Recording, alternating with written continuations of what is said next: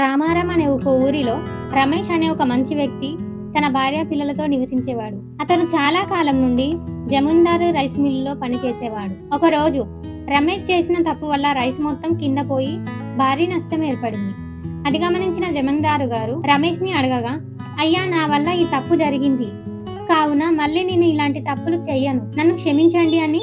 అప్పుడు జమీందారు, దీనివల్ల ఎంత నష్టమో తెలుసు కదా, నీ మంచితనాన్ని చూసి నీకిది చివరి అవకాశంగా నిన్ను క్షమిస్తున్నాను అని అనగా, అంతలో అక్కడే ఉన్న రాము, సోము అనే కూలీలు రమేష్ మీద ఈర్ష్యతో అతనిని ఎలాగైనా మిల్ నుంచి బయటకు పంపేయాలని ఆశతో, రమేష్ ఇలాంటి తప్పులు ఎన్నో చేశాడు, కానీ మీరు తనపై ఉన్న నమ్మకంతో మేము ఏమి చెప్పినా వినరని అప్పుడు జమీందారు గారు గుమస్తాతో, ఇంకోసారి ఇలా చేస్తే పనిలోంచి తీసేయమని గుమస్తాకి చెప్తాడు. ఆ రోజు రాత్రి అక్కడే పనిచేస్తున్న రమేష్ ను చూసి మిగతా ఇద్దరు కూలీలు ఇంకా ఇంటికి వెళ్ళలేదా అని అడుగుతారు. అక్కడి నుండి పక్కకు వెళ్లిపోయి, మన మిల్లులోకి ఈ రోజు ఉదయం వచ్చిన డబ్బులు ₹1,00,000 నగదు ఇక్కడే డ్రాలో ఉంది కదా, అవి మనం కాజేసి రమేష్ మీద తోసేసి మనం హాయిగా ఉందాం, తర్వాత రమేష్ పీడ విరగడవుతుంది. మరుసటి రోజు జమీందారు గారు గుమస్తాతో, నిన్న మనకు వచ్చిన అడ్వాన్స్ ను గొడవలో పడి మర్చిపోయాను అని గుమస్తాతో చెప్తాడు.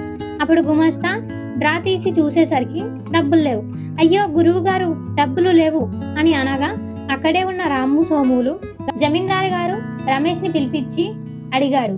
నేను తీయలేదు అయ్యగారు అన్నా కూడా వినకుండా, రేపటి వరకు ఆ డబ్బులు ఇవ్వాలి, లేదంటే పోలీసులకి అప్పగిస్తానని ఇక బెదిరించాడు రమేష్ ని. రమేష్ ఇంటికి వెళ్లి జరిగిందంతా తన భార్యతో చెప్తాడు. అంతలో సోము వాళ్ళ భార్య రమేష్ ఇంటికి వచ్చి, కొంచెం కారం ఉంటే పెట్టమ్మా అని అడగగా, రమేష్ భార్య సోము భార్యతో ఇలా అనింది, నీ మెడలో హారం బాగుంది, ఎప్పుడు ఎక్కడ చేపించావని అడగగా, సోము భార్య, మా ఆయనకి నిన్న లాటరీ తగిలింది, నాకు ఈ హారాన్ని చేయించాడు అని చెప్పింది. అప్పుడు అది గమనించిన రమేష్ భార్య, ఇది వారి పన్నాగమే అని తెలుసుకొని రమేష్ భార్య నేను చెప్పినట్లు చేయమని అతని మరుసటి రోజు ఉదయాన్నే రమేష్ తన తోటి కూలీలకు మందు తాగిపించి అంతలో జమీందారు గారిని కూడా అక్కడికి పిలిచాడు.